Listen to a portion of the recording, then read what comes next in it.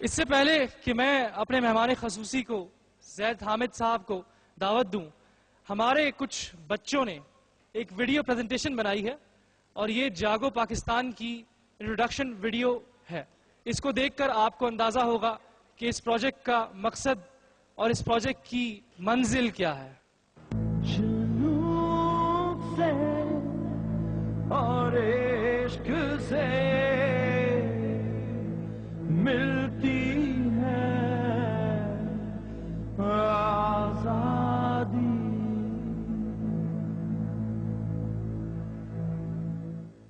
تنظیم اتحادی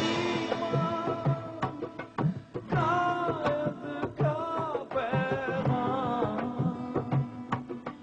تنظیم اتحادی خاک پاک مہربان جیسے روح جسم و جان جانتا ہے سارا جہاں. جنون سے اور عشق سے ملتی ہے آزادی. قربانی نباہوں میں ملتی ہے آزادی. جنون سے اور عشق سے ملتی ہے آزادی. Without further ado, the man that you've been waiting for, I present to you Mr. Zaid Hamid.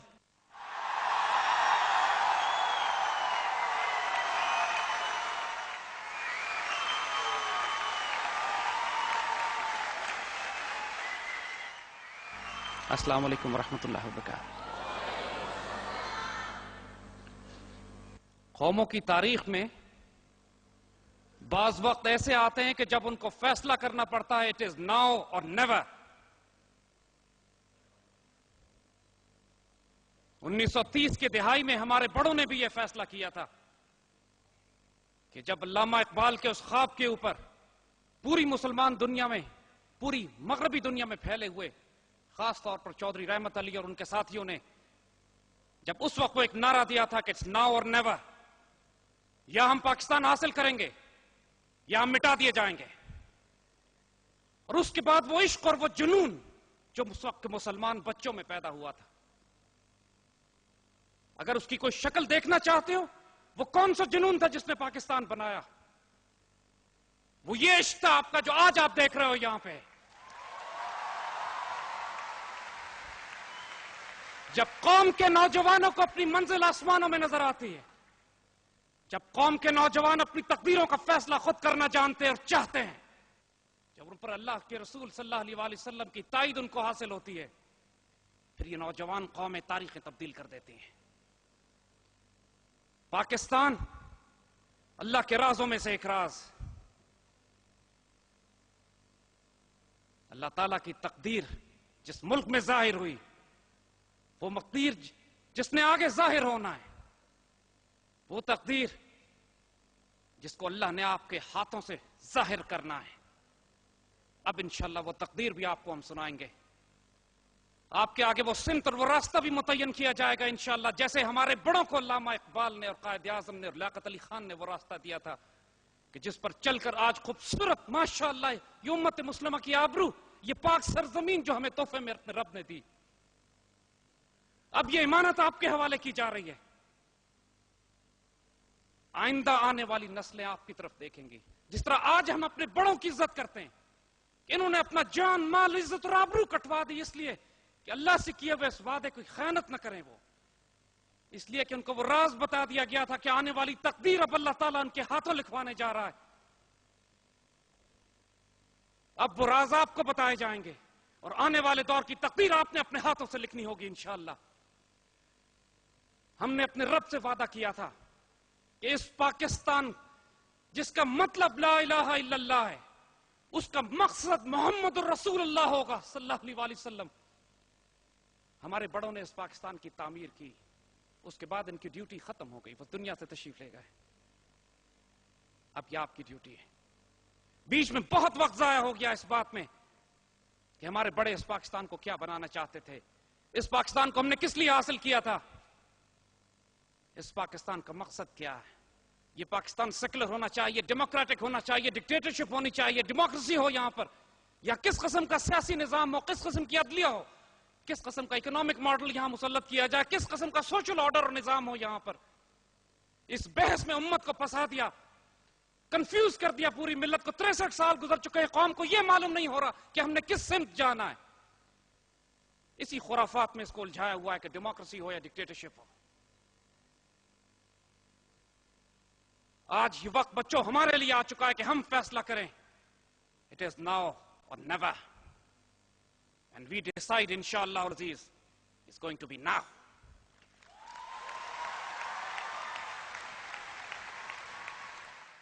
یہ پاکستان جس کا خواب, جس کا ویژن, جس کا ڈریم, جس کی خوشخبری علامہ اقبال نے ہمیں دی, وہ اس کو امت مسلمہ کا مرکز بنانا چاہتے تھے. The United States of Islam, ایک مسلم حرم کی پاسبانی کے لیے نیل کے ساحل سے لے کر تابخا کے کاشغر, افریقن کانٹیننٹ سے لے کر سینٹرل ایشیا تک, one United block of Muslims, the United States of Islam.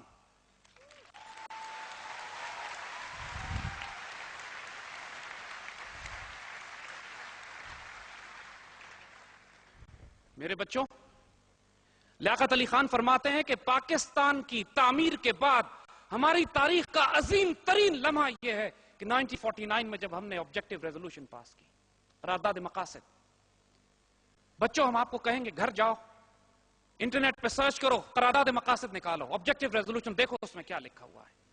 وہ کون سا پاکستان ہے جو ہمارے بڑے بنانا چاہتے تھے؟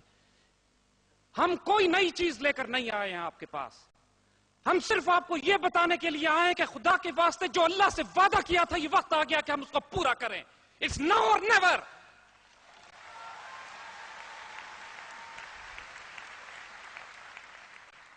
آبجیکٹو ریزولوشن میں سب سے پہلا نقطہ جس کا فیصلہ کیا گیا تھا کہ اس مملکت پر, اس سرزمین پر حاکمیت صرف اللہ اس کے رسول کی ہوگی, قرآن و سنت کا حکم چلے گا, اس کے علاوہ کوئی نظام قائم نہیں کیا جا سکتا یہاں پہ.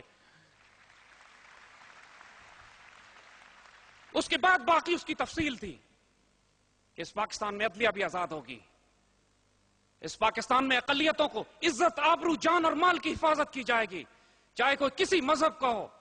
یہاں پر اس کی ضمانت دی جاتی ہے, اس کی عزت اور آبرو اور حفاظت کی. مسلمان سلطنت سے زیادہ پناہ اس کو دنیا میں کہیں اور نہیں مل سکتی. اس بات کی ضمانت دی جاتی ہے کہ اس ملک میں کوئی بھوکا نہیں سوئے گا, مساوات کا نظام قائم کیا جائے گا. اور دوسرے لفظوں میں ہم کہیں تو آبجیکٹو ریزولوشن کا اگر ایک لفظ میں خلاصہ دیا جائے تو یہ فیصلہ ہمارے بڑوں نے کیا تھا کہ یہاں ہم خلافت راشدہ کا نظام قائم کریں گے.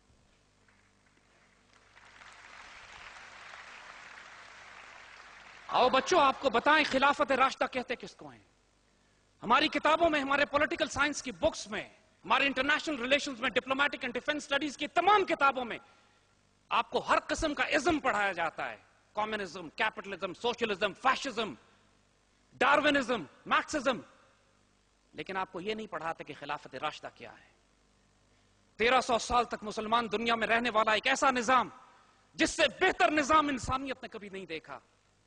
وہ نظام کہ جو حضور صلی اللہ علیہ وآلہ وسلم کے تربیت یافتہ صحابہ کرام نے شروع کے 30 سال میں خلافت راشدہ میں, اور اس کے بعد اس کے ماڈل جو پوری امت مسلمہ میں پھیلتے چلے گئے, جو حیرت انگیز نظام, جو آج کے دور سے بھی جدید ترین ماڈرن نظام بھی اٹھا کے آپ دیکھ لیجئے مشرق کے مغرب میں, اس سے بھی 1000 سال ایڈوانس دور, ایڈوانس نظام ہے وہ.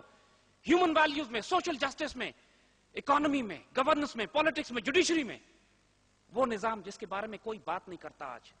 پریزیڈنٹ بش کہتا ہے بدبخت کہ ہم دنیا میں مسلمانوں کو ہر قسم کی عبادت کرنے کی اجازت دیں گے, لیکن ہم 2 چیزوں کی اجازت مسلمانوں کو نہیں دیں گے کہ یہ شریعت کی بات کریں یا خلافت کی بات کریں. بش سن لو, آج ہم خلافت کی بات کر رہے ہیں.